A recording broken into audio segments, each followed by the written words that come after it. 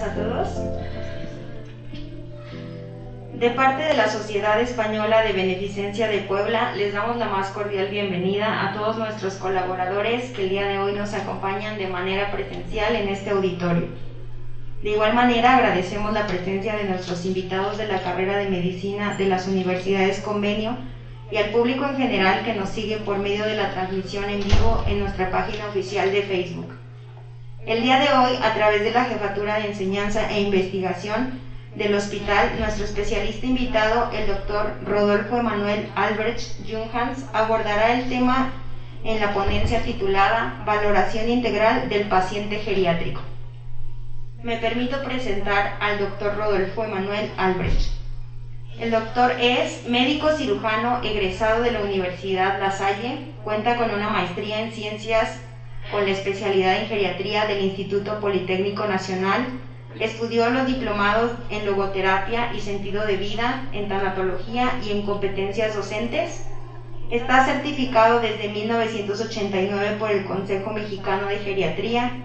Es miembro de sociedades como de la Sociedad Española de Medicina Geriátrica, de la Academia Latinoamericana de Medicina del Adulto Mayor, de la Asociación Mexicana de Especialistas en Demencias, del Colegio Nacional de Medicina Geriátrica y de la Asociación Americana de Geriatría con categoría de Fellow.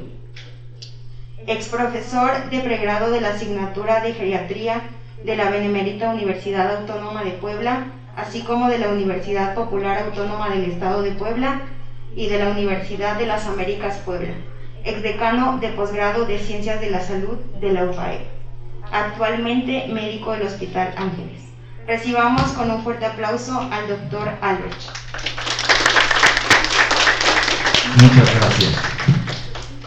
Pues antes que nada, agradecerles la invitación al doctor Sánchez Stone, que bueno, pues su papá me llevaba unos añitos en la universidad, pero fue por los que seguramente decidí también llegar allá en aquella época, que había puesto en número 1 en aquel momento a la Universidad La Salle, y obviamente al doctor Montero, director médico de la institución, por esta invitación.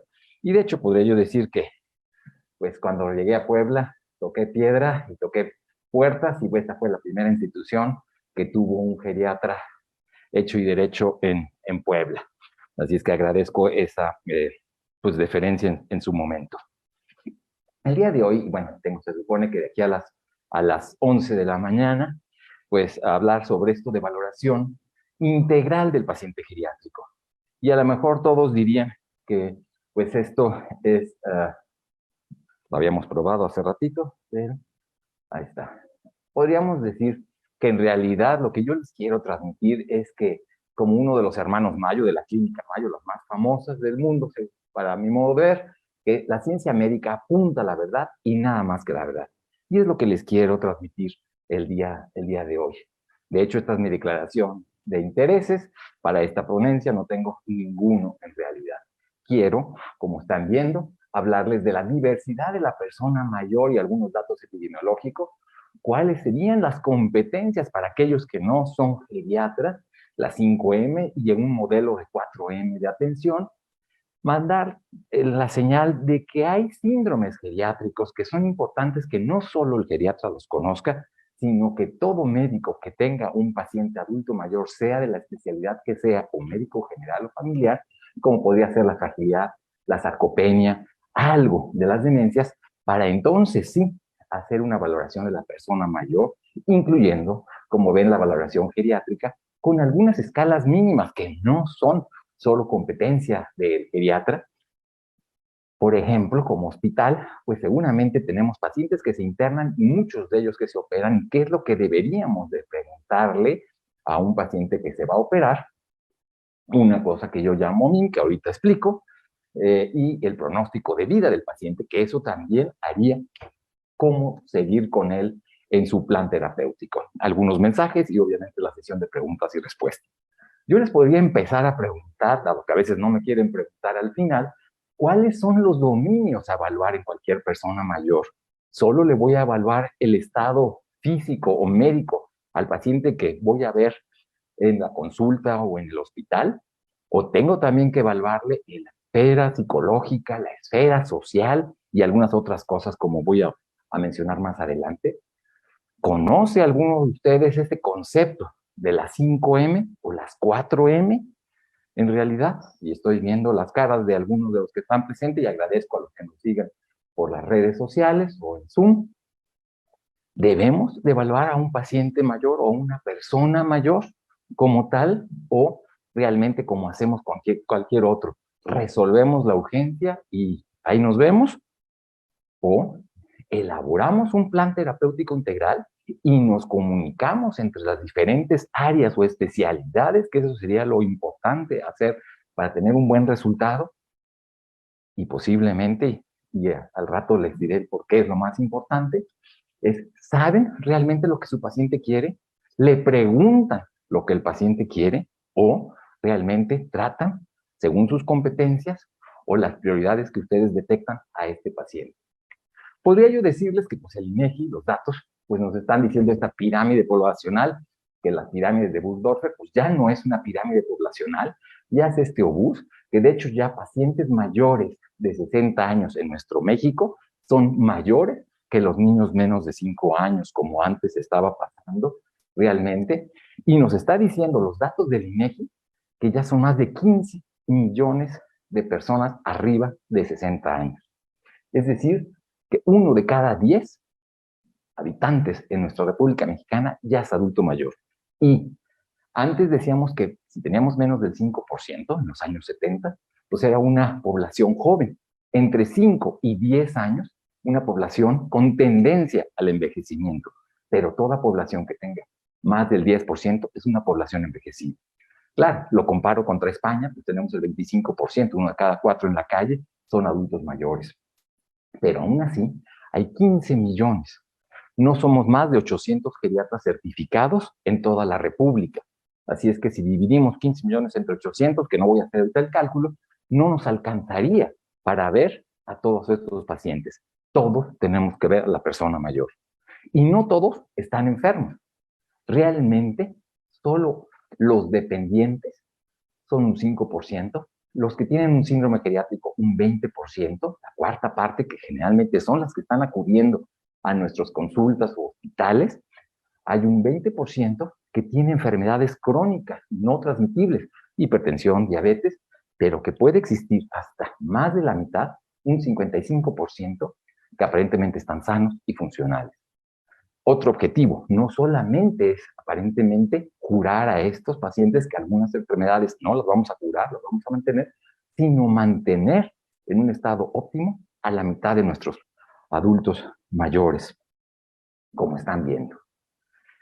En realidad, este minuto que quiero robar de este pequeño video, pues, espero que corra, por eso es que estaba yo un poquito obsesionado con que fuera mi computadora para que no pudiera correr el video. Ahorita ya puedo dar la explicación. Lo que les quiero poner es, chequen pantalla lado derecho y lado izquierdo. Dos opciones. Pensar, si fueran ustedes, cuál de esos dos lados quisieran ser.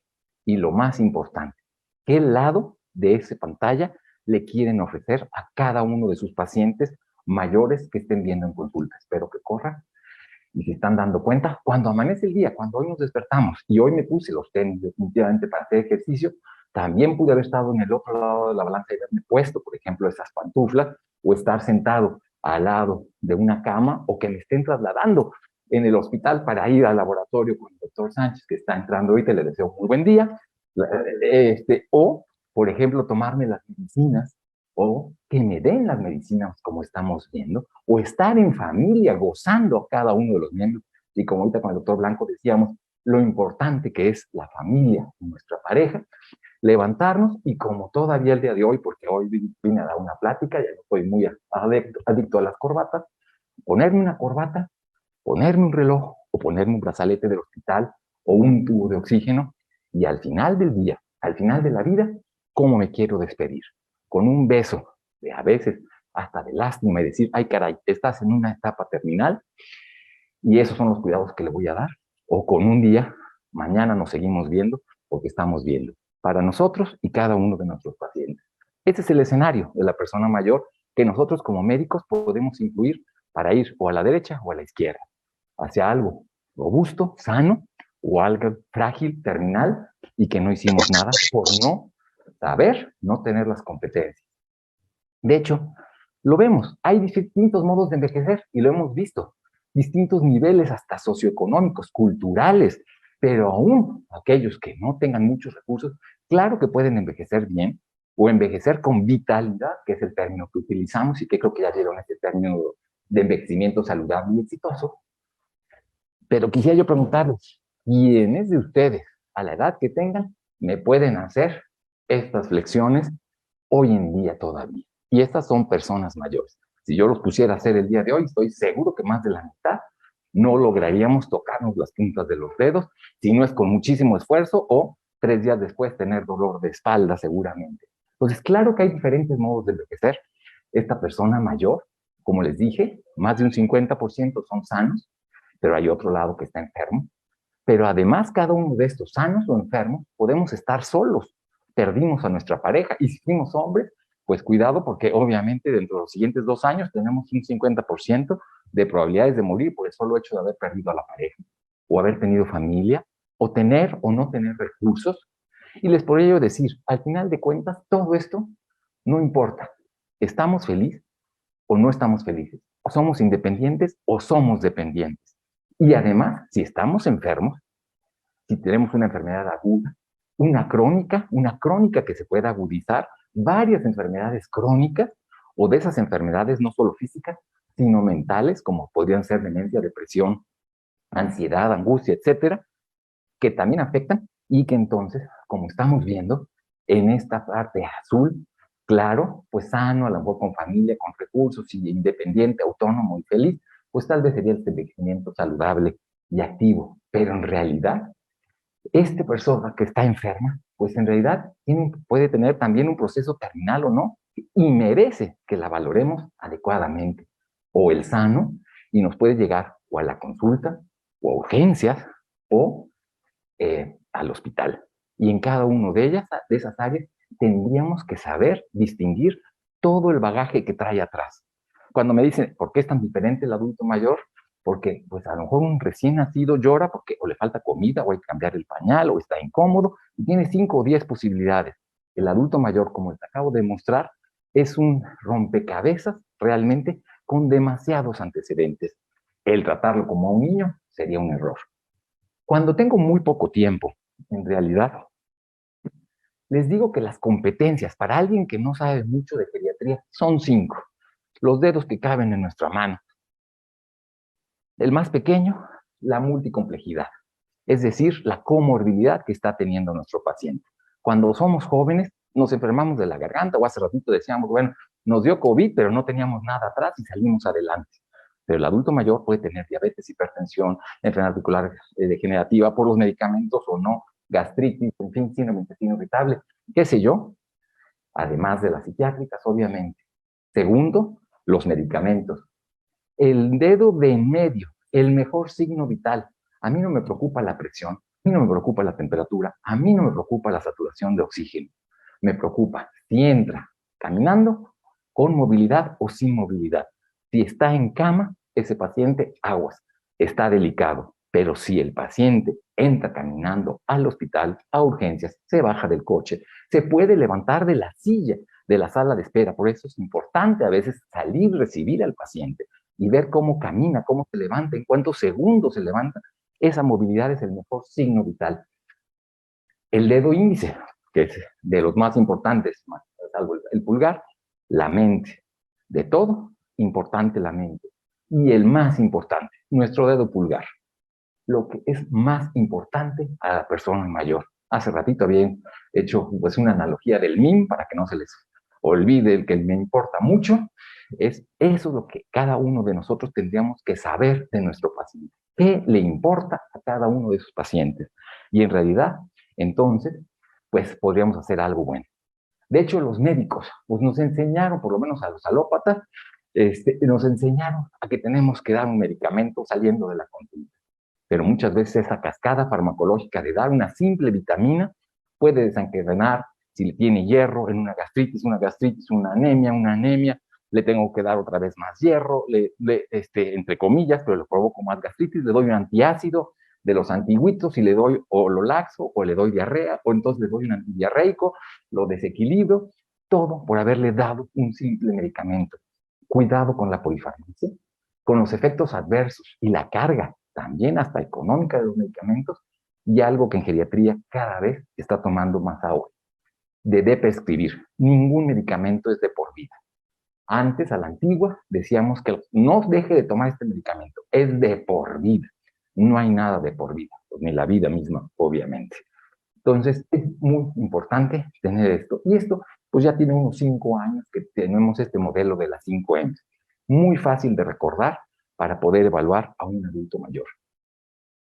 Pero así, como creo que este hospital sí lo es, el amigo del niño lactante o de la madre, en fin, tendría que ser también amigo del adulto mayor o de la persona mayor. Y para esto, a nivel mundial, es esto de age friendly, sistemas de salud amigables al adulto mayor, en donde quito, obviamente, la comorbilidad, porque pues, es del propio paciente, pero los otros 4, lo que más le importa hasta arriba, en realidad, la actividad mental, la movilidad y obviamente los medicamentos importantes. Si yo fuera un adulto mayor, para poder subir al auditorio, pues me hubiera costado un poquitito de trabajo, salvo que ya, no sé, hubiera por ahí algún elevador o alguna otra parte por donde entrar.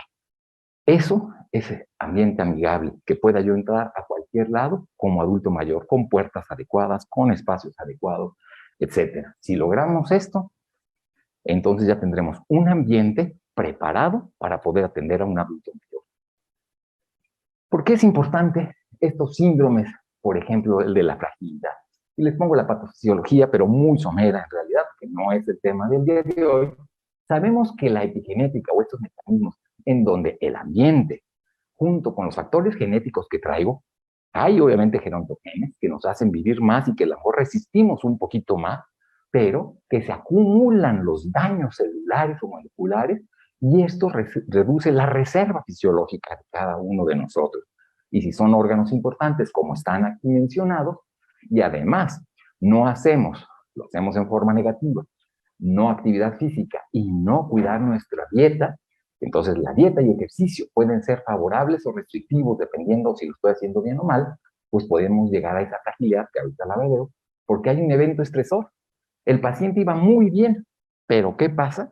Que en realidad pues se cae, viene una diarrea, presenta un desequilibrio, tiene un delirium y obviamente necesita más recursos, se admite al hospital en realidad o a instituciones de largo plazo.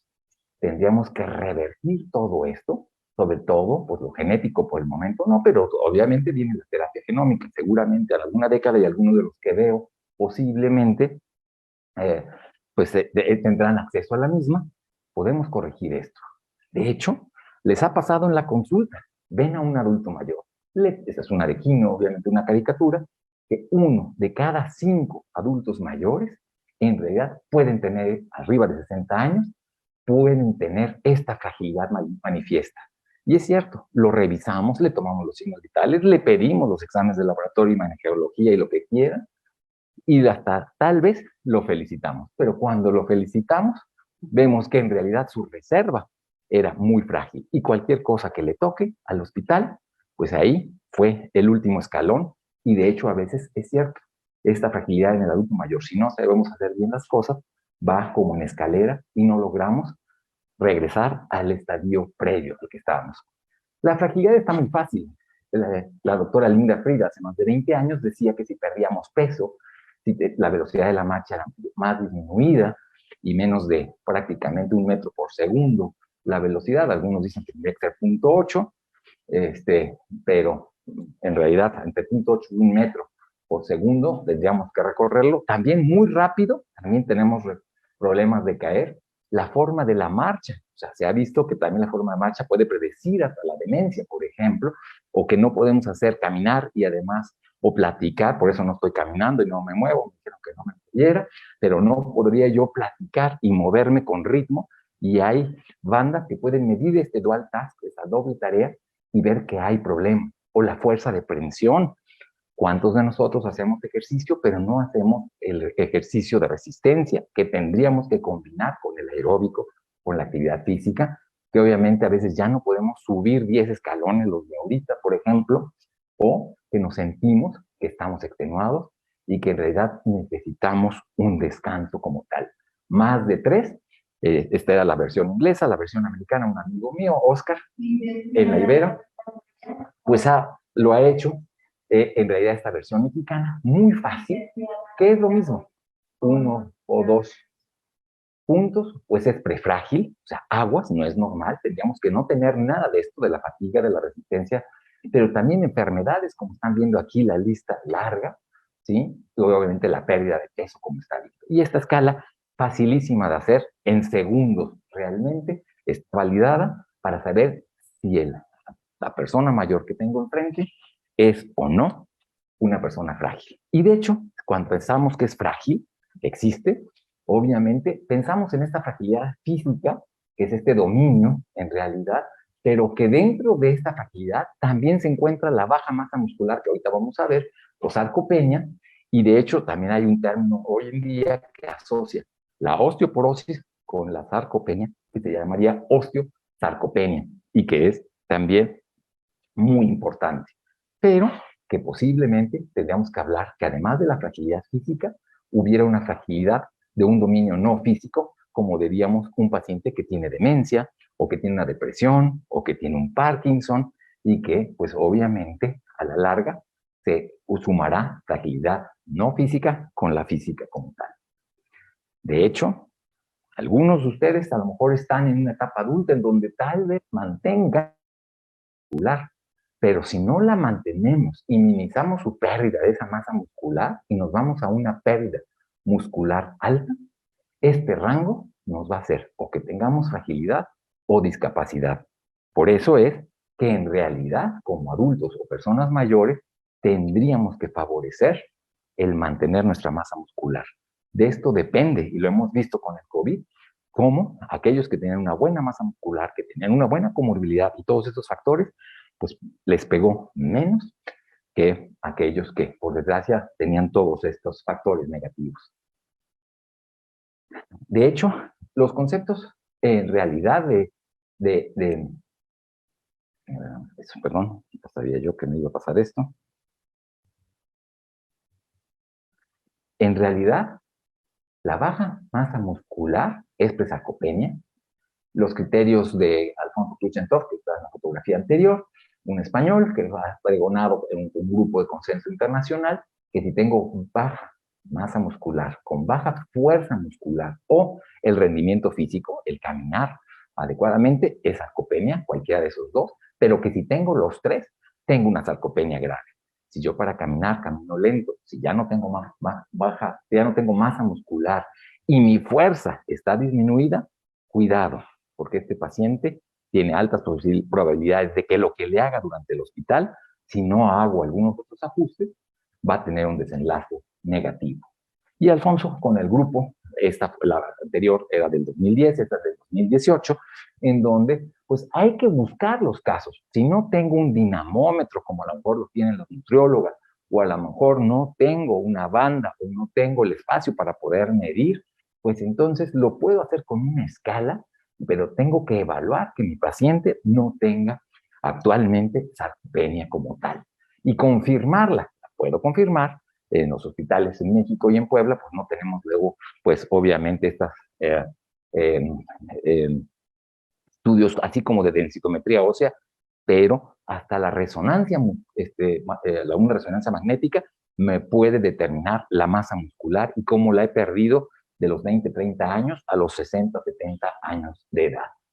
De hecho, el doctor John Morley, un famoso endocrinólogo sudafricano que en realidad lleva décadas viviendo en Estados Unidos, nos menciona también una escala no solamente de la de fragilidad, sino la de sarcopenia, que aquí les presento la validación en México, porque luego nos quejamos que no hay escalas validadas en nuestro México, están validadas y funcionando, nos lleva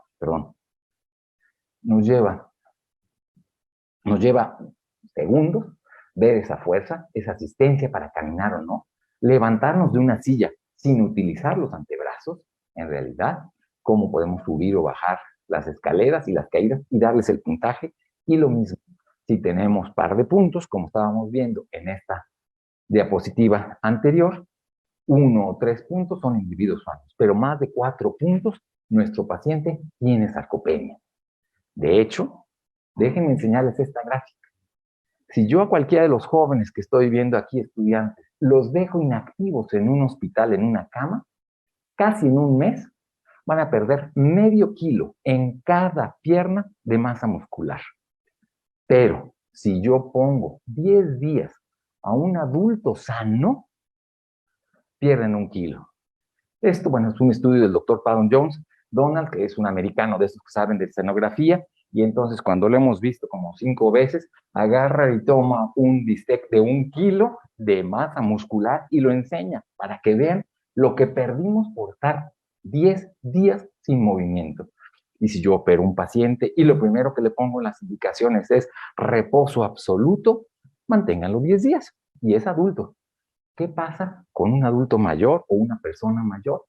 3 días de inactividad pueden perder hasta 1 kilo en cada pierna. No estoy mintiendo, están los estudios que lo avalan. Entonces, ¿qué tendríamos que hacer? Es ese plan terapéutico integral. Mover, acuérdense que el tercer dedo era la movilidad. En el momento que el paciente se pueda mover, sáquenlo de la cama. Y si no lo pueden sacar de la cama, importante esa terapia física de rehabilitación que tendríamos que estar dándole a todo aquel paciente que va a permanecer más de un día en cama. ¿Lo hacemos? De hecho, factores de riesgo para demencia. Si tal vez me dijeran cuál de todas las enfermedades es de las más complicadas para el manejo, aunque a lo mejor al final de nuestras vidas no nos vamos a dar cuenta, sería la demencia. Otra importante, Parkinson. Prácticamente, además de toda la cuestión de los síntomas motores, al final la vida de los pacientes con Parkinson, la gran mayoría acaban con demencia. Entonces, tener Parkinson y acabar con demencia es una carga personal, una carga al resto que tendríamos que evitar. Y hay factores que lo evitan. Casi todos los que estoy viendo en esta sala, en la edad temprana, pues nos pusieron a estudiar hasta la preparatoria pues, para poder hacer alguna carrera profesional.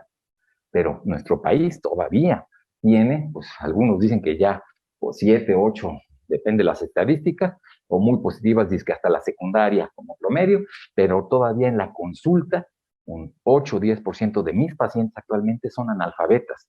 Esos tienen un mayor riesgo de tener, obviamente, demencia.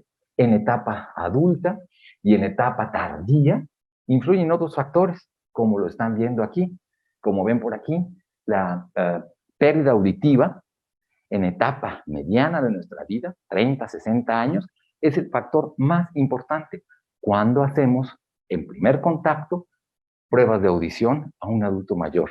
Si no oye, ese es el primer factor. La diabetes, la hipertensión, tomar más de 3 copas por día, algunos dicen que un poquito menos, pero el alcoholismo es un factor, la obesidad es otro factor. Actualmente, desde el 2020, en el 2017 no estaba el traumatismo cercano, cerebral, perdón, traumatismo encefálico, no estaba la contaminación y no estaba el aislamiento social. El fumar, el tabaquismo, un 5%, es más importante que la diabetes, por ejemplo, o más importante que la hipertensión, el fumar para tener diabetes, para tener demencia. Cuando en una valoración valoramos factores de riesgo para demencia, si es lo que más nos preocupa al final de nuestras vidas. Se los dejo de tarea. En nuestro México el estudio fue prácticamente a la par.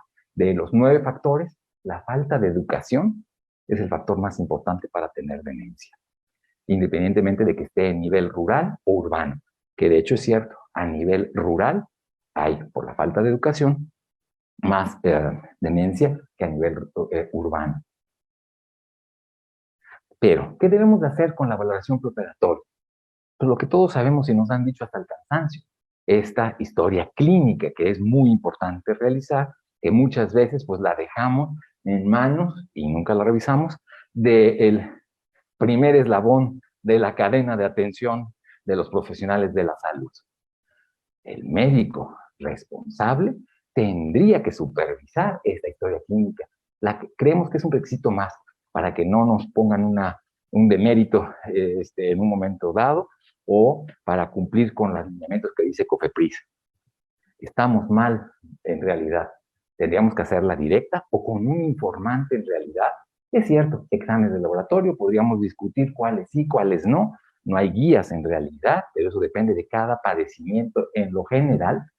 Y en realidad, perdón, tendríamos que determinar este riesgo quirúrgico, cardíaco, pulmonar de todos los órganos importantes, en realidad, y de forma sumatoria, un riesgo geriátrico, que incluya la funcionalidad. Si lo que me interesa es si se mueve o no se mueve, pues si ese tiene un buen estado funcional. Actividades de la vida diaria, básicas e instrumentales. Puede ir al baño solo, no se va a caer en el baño, puede comer solo. En los hospitales nos pasa que a veces no hay familiares y ahorita con COVID, cuando eran pocas las asistencias o el servicio de enfermería o alguien tenía que alimentar a nuestro paciente, pero no habíamos evaluado si se podía bañar, vestir, cepillar los dientes, por ejemplo, o su prótesis, etcétera. No lo hacíamos. Su estado neuropsicológico es importante porque vamos a saber si lo que nos está diciendo es real o no es real, si está deprimido, si no está deprimido, si va a tener una actitud positiva para poder enfrentar el problema por el que estamos teniendo enfrente de nosotros. Y obviamente, pues hacer un plano manejo pre, trans o postoperatorio, si se va a operar, hospitalario, en consulta externa, cuándo citarlo, pues obviamente tanto en seguridad social como en los hospitales, pues a veces estamos saturados de consulta y ya no le hicimos el plan terapéutico individual a ese paciente. Ahí pide cita cuando tenga y pues de repente pasa que son de 3 o 6 meses. Obviamente no fue lo ideal para ese paciente. Ya no nos pusimos en los zapatos de ese paciente. Y en realidad casi nunca hacemos una rehabilitación integral. Cuando pensamos en rehabilitación, pensamos que es una rehabilitación física y la mandamos a terapia y ahí acaba. En realidad puede haber hasta clínicas de memoria, por ejemplo, reintegrarlo a la sociedad. ¿Y para qué? Para que ese paciente sea autónomo, independiente y lo que les puse en la diversidad del adulto mayor. Al final de cuentas, si en esa etapa de su vida, con lo que tenga o no lo tenga, sea feliz o no sea feliz. De hecho, me voy aquí rápido. En realidad, pues el riesgo, tipo de cirugía ya lo sabemos.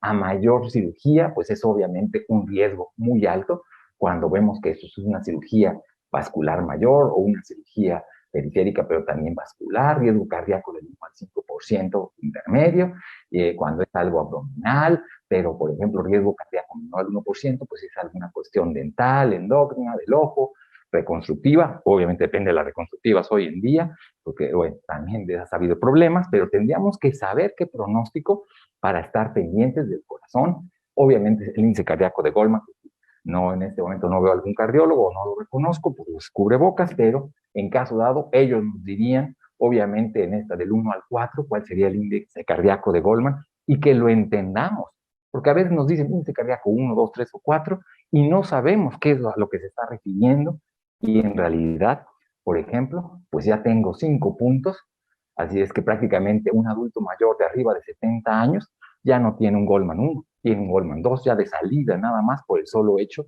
de la edad. Pero, ustedes lo han visto, hay gente de 70 años que puede tener una condición física, biológica, menor de 70 años. Y puede haber alguien de 50 años que no ha hecho ejercicio, que está con sedentarismo, que en realidad su edad biológica pudiera parecer de alguien de 70 o más. Eso es más importante que la cronológica, que es lo que nos ha dejado pues, estos años en realidad.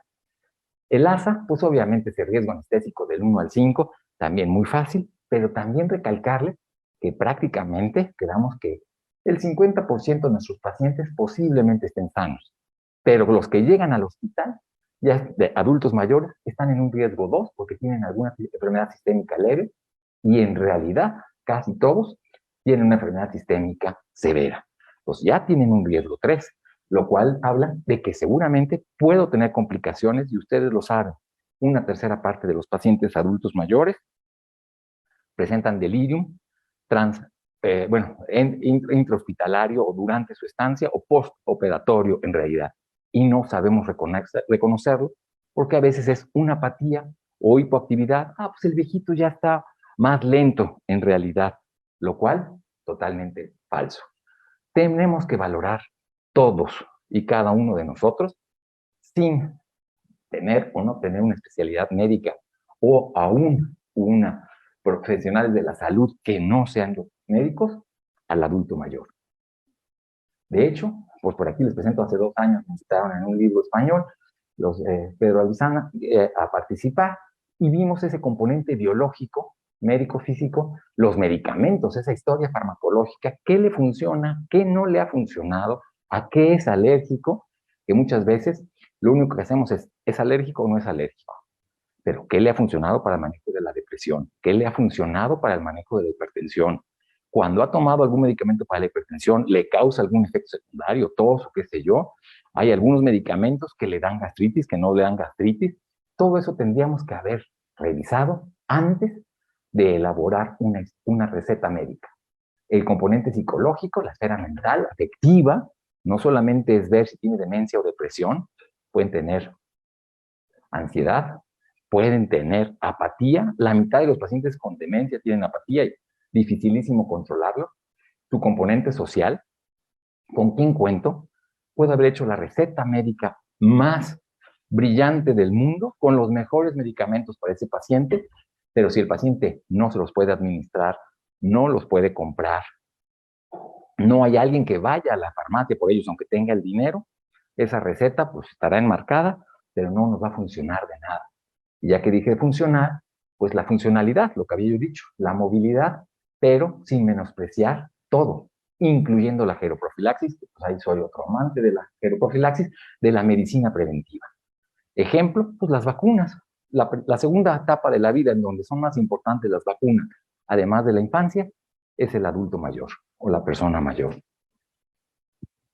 Lo que decíamos el cuidador se cansa y a veces se muere antes que el mismo paciente como tal. Los síndromes geriátricos que habíamos mencionado, la calidad de vida que muchas veces no abordamos como médicos o como profesionistas, y obviamente, no por último, menos importante, la espiritualidad de cada paciente. Tenemos creencias religiosas o no religiosas que tenemos que tomar en cuenta para el paciente. Cuando quiero ver el estado mental, en realidad, Sue Borson, los del grupo de la Asociación Americana de Geriatría, lo que nos dicen es, pues sabe que tiene muy poco tiempo para hacer si el paciente tiene demencia y tiene un par de segundos casi para hacerlo, pues le dice 3 palabras, que las repita, lo distrae dibujando un reloj, es más, ya le ponemos hasta el círculo y que el reloj marque 11:10. Si pone bien los números, las manecillas adecuadas, la corta, la larga, que marquen de las 11:10, y le pido que me diga esas 3 palabras que van variando. Hay 6 versiones para que no se las aprenda uno. Les digo que el día que me digan estas pruebas de demencia, pues ya las tengo metidas desde hace 3 décadas o más, pues me van a tener que inventar otras porque lo traigo con memoria remota y no con memoria reciente, por ejemplo. Hay una versión súper corta que me tocó a mí validar hace muchos años, la versión larga de 30 puntos en México. Esta es la de 5. Para depresión, como tal, se llama Geriatric Depression Scale, de Yesabach y Brink. Brink se casó con una niña de Toluca y por eso, bueno, ahí tuvimos contacto con él. Y bueno, pues después Rinaldi, hace ya más de casi 20 años, hizo una versión corta para saber si tiene depresión. No me sirve solo preguntarle, ¿se siente deprimido o no? Porque en realidad nos han enseñado a que tenemos que tener una evidencia, si se puede escrita, dicotómica o de laboratorio o de imagenología para poder sustentar un diagnóstico como tal. El delirium, Sharon Inouye, que es la pionera del delirium, es una escala que se llama CAM, en realidad que se las estoy presentando y que les repito por obvio de tiempo, pues obviamente la estoy mencionando, pero las hay en todos lados y si no, pues estará grabada y siempre abajo, pues pongo de dónde está sacada la referencia. Nos interesa saber en las actividades de la vida diaria, el bañarse, el vestirse, el subir, bajar escaleras, el ser continente o incontinente urinario y fecal, y le damos un puntaje, y como lo están viendo a su derecha, vemos si el paciente es independiente, si tiene pues prácticamente cercano a los puntos de 100, o si tiene menos de 20, una dependencia total. ¿Por qué? Porque estos que tienen ya cierta dependencia son, y ya lo sabemos, y hasta lo marcamos en los hospitales, los que se pueden caer, los que pueden tener un mareo, los que pueden caer del baño, de la cama, si los dejamos mucho tiempo solos. Para eso sirven estas escalas. No tenemos tiempo. Ok, menos de 20 segundos. Pedirle a un paciente, y a veces lo hacemos cuando lo recibimos en la sala de espera, cómo se levanta, que camine 3 metros y de regreso y se siente. Si lo hace en menos de 10 segundos, está robusto. De 10 a 20, cuidado. Más de 20 segundos, ese paciente tiene problemas en la marcha y el balance y seguramente es un paciente frágil. La prueba de levántate y anda o Up and Go de Pozzialo es muy famosa. Las nutriólogas o los nutriólogos me van a enseñar que pues, el MNA, el Minimum Nutritional Assessment de Bruno Velas, en realidad es el importante, una escala que hizo un laboratorio. Hay una de cribaje que se hace también en 30 segundos, en realidad, incluyendo el índice de masa corporal todavía vigente, muchas veces para evitar problemas, cuál fue la estatura máxima de esa persona y no de aquella que está encorvada con gifosis, escoliosis, etcétera. Importante sobre la dieta. Hice la valoración, pero este Paddle Jones nos dice, cuidado, los mexicanos pues comemos demasiado a mediodía. A veces salimos de casa con un solo café y algunos quieren repetir lo de la comida en la cena o lo estilo americano, comemos todas las proteínas habidas y por haber. 100 gramos de proteínas en realidad equivalen de una carne, equivalen a las 30 gramos de proteínas reales que tenemos que tener. Si queremos tener una etapa de anabolismo en todo el día, tenemos que consumir en el desayuno, comida y cena 30 gramos, entre 1 a 1.5 gramos por kilo de peso, aún en un adulto mayor. Claro, con excepciones de pacientes que tengan, por ejemplo, algún daño renal severo, en donde es obvio que tengo que bajar este consumo. Pero si no, no se vale nada más el cereal, con obviamente, o el yogur, que bueno, pues hay algunos que ya tienen algunos gramos más de proteínas. Tendríamos que equilibrar esto para estar no en catabolismo, sino en anabolismo. Antes de prescribir, hay muchos criterios para los medicamentos. Les recomiendo este de Beers, que es de la Sociedad Americana del 19, en donde nos mencionan qué nos puede causar efectos secundarios o adversos, o el sumar uno con otro medicamento. Si no les gustan los americanos, si quieren los europeos, bueno, pues entonces vámonos al Stop y Start, en donde el Stop pues es esta herramienta para las personas mayores, para el uso inapto, para obviamente la prescripción potencial inapropiada y cómo empezar con los medicamentos. Por eso el semáforo de Stop y Start, que es de la Asociación, o de la Sociedad, perdón, de Medicina Geriátrica Europea. Y entonces, más que otra cosa, las interacciones. Hay programas para aquellos que son jóvenes en los teléfonos, pues realmente que nos podemos meter los medicamentos y nos dice si es apropiado o no el dar este medicamento. ¿Por qué? Porque el impacto, el resultado final, el outcome, en realidad es que mejoraría el uso adecuado de medicamentos, hasta de costos del tratamiento, que muchas veces nos quejamos, seguridad social o privada, o el mismo paciente y familiar, en realidad, menos caídas y disminuye la incidencia de eventos adversos. Así es que, al final de cuentas, en una valoración, por ejemplo, preparatoria, todo lo que les acabo de decir podría estar resumido en una sola hoja que cualquiera de nosotros podría tener acceso y saber realmente en qué condiciones está nuestro paciente y de ahí poder entonces elaborar, un buen diagnóstico. Estamos acostumbrados en esa hoja frontal a hacer un diagnóstico biológico, nosológico de las enfermedades. Y bueno, pues aquí pondría yo diabetes, hipertensión, fractura de cadera o lo que se les ocurra, o la infección, la neumonía, el infarto, qué sé yo. ¿Qué tan funcional está nuestro paciente? Que les digo, la movilidad es importantísima en nuestro adulto. ¿Qué diagnóstico psicológico tiene o no? ¿Qué aporte y apoyo de red desde el punto de vista social? ¿Cómo anda su estado nutricio? Que además lo entorpecemos cuando empieza a estar en el hospital, porque además del reposo absoluto, casi siempre le ponemos o ayuno o una dieta muy restrictiva en realidad, y no para suplementar y no estoy diciendo que haya que dar suplementos, sino que en realidad para corregir el déficit nutricio que tienen nuestros pacientes. Y obviamente, bueno, a lo mejor nos tocaría a los geriatras, pero ya vimos que la fragilidad, la sarcopenia, serían obviamente de un pronóstico pues muy negativo. Y entonces, teniendo un diagnóstico completo, entonces sí, vamos a hacer un tratamiento integral. Que insisto, dieta y ejercicio. Si yo volviera a nacer, creo que mis recetarios, además de que tienen una parte de atrás para explicarle al paciente cómo tomarlo por desayuno, comida y cena, que a lo mejor algunos de ustedes conocen, tendría que poner, antes de prescribir un medicamento, dieta y ejercicio. Ejercicio y dieta. Cada vez hay más estudios que mencionan que si hacemos una buena dieta y ejercicio por el resto de nuestros días, nuestra calidad de vida en nuestros últimos años va a ser mejor, porque los últimos 10 años de vida de cada uno de nosotros, por falta de haber hecho esto, generalmente son de mala calidad.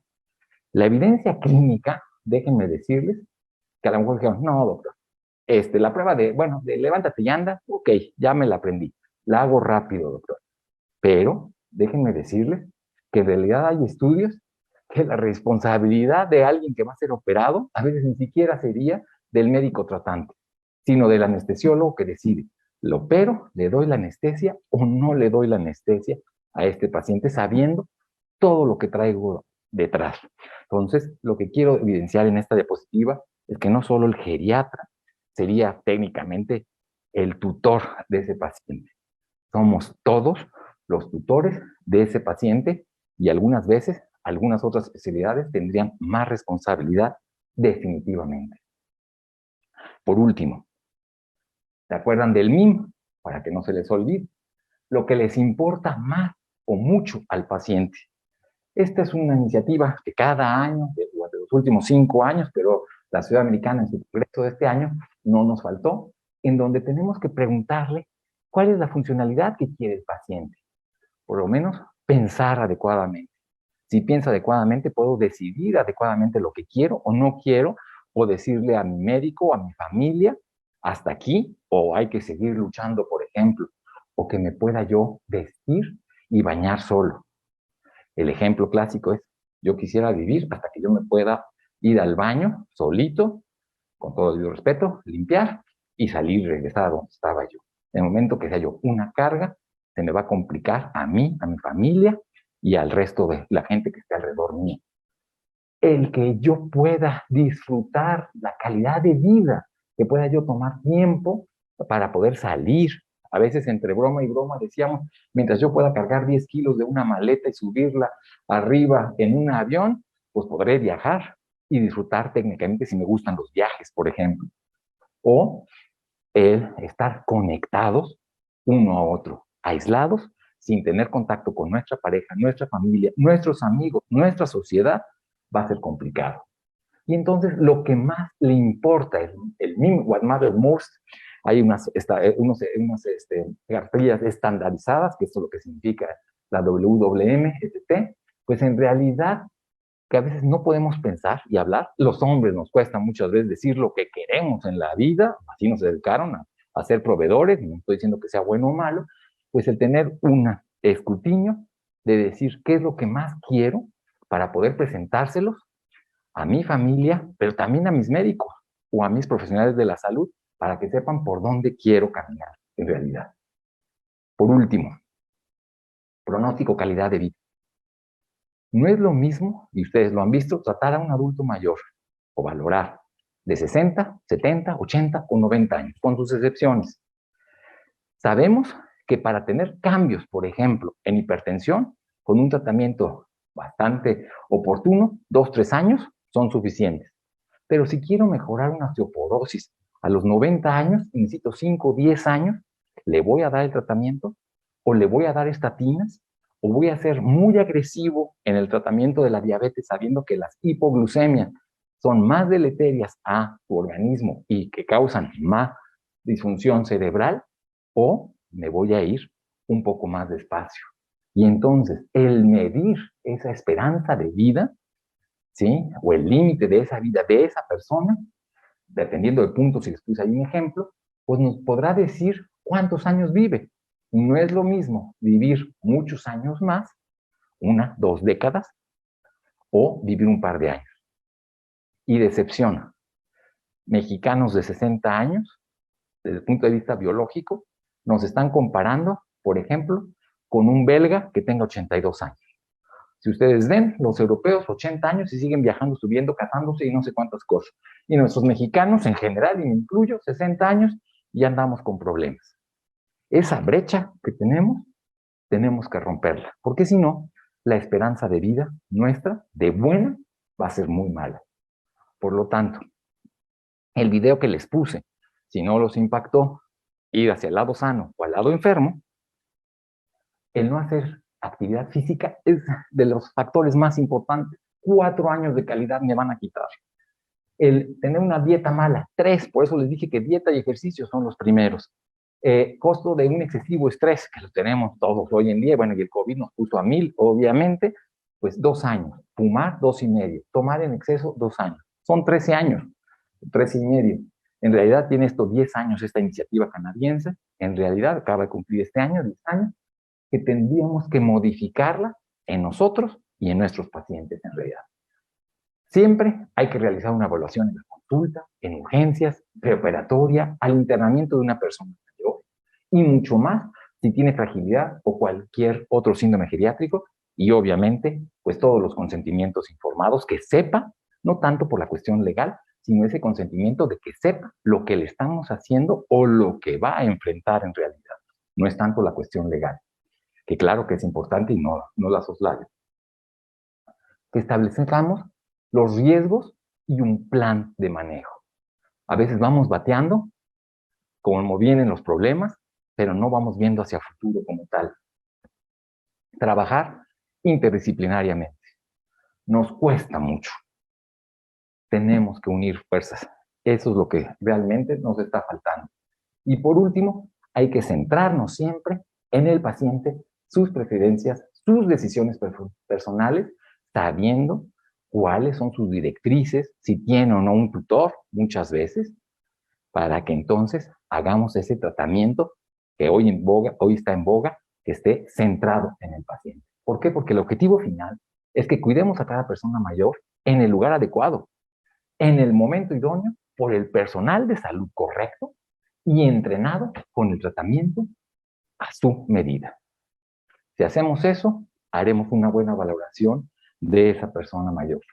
Muchas gracias.